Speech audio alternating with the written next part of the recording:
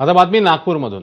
नागपुरात पार पडलेल्या ओबीसींच्या महामोर्चात स्पष्टपणे जाणवलेली गोष्ट म्हणजे समाजामध्ये प्रामुख्याने दोन गट पडल्याचं पाहायला मिळालं। मराठा समाजात ज्याप्रमाणे दोन गट पडल्याचं दिसून आलं त्याचप्रमाणे ओबीसीतही दोन गट दिसून आले। ओबीसींसाठी सातत्याने आवाज उठवणारे भुजबळ मोर्चापासून दूर राहिले। त्याचप्रमाणे ओबीसी महासंघाचे अध्यक्ष बबनराव तायवाडेंनीही मोर्चाला हजेरी लावलेली नाही। तर मराठ्यांना ओबीसीतनं आरक्षण देण्याचा सरकारी जी आर रद्द न झाल्यास मुंबई ठाणे पुणे जाम करणार असल्याचा इशारा वडेट्टीवारांनी नागपूरमधून दिला। नागपूरमध्ये ओबीसींच्या एल्गार मोर्चात मोठ्या संख्येने ओबीसी नेते सहभागी झालेले होते। सरकार जरांगेंपुढे झुकल्याचा आरोपही त्यांनी यावेळी केला।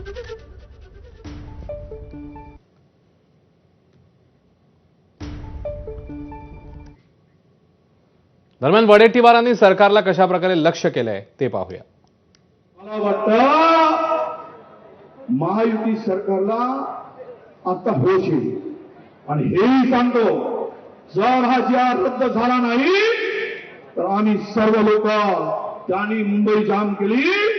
आम्ही मुंबईसह पुरा पुणे पुरा ठाणे ओबीसी जाम केल्याशिवाय राहणार नाही आणि तोपर्यंत हटणार नाही हा सुद्धा विश्वास या ठिकाणी देतो आहे। अरे दम असेल फडणवीसजी, देवेंद्रजी, अरे दम असेल आमच्या अजितजी, दम असेल शिंदेजी, तर तेलंगणा सरकारनं ओबीसीला 42% आरक्षण दिलंय। उद्या 42% आरक्षण देण्याची धमक दाखवा, पुरा ओबीसी समाज तुमच्या पाठीमागे होईल। पण तुम्ही जर आम्हाला फसवत असाल तर मात्र आम्ही शांत बसणार नाही, हे सुद्धा आपण लक्षात ठेवा।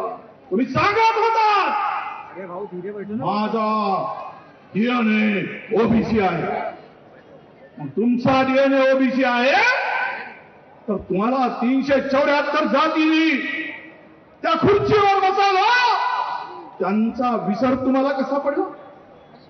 त्यांच्यावर अन्याय